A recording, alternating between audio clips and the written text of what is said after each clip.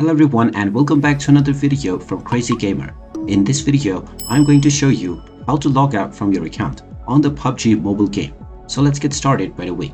First of all, open up the PUBG Mobile game on your device. And if you haven't logged out from your account already, you will directly be taken into your account page and you will be logged into your game.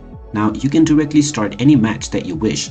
But if you wish to log out from your account, then click on the up arrow button at the bottom right corner and then click on Settings.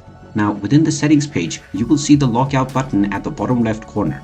Go ahead and tap on it and you will be asked whether you are sure that you want to log out from your account.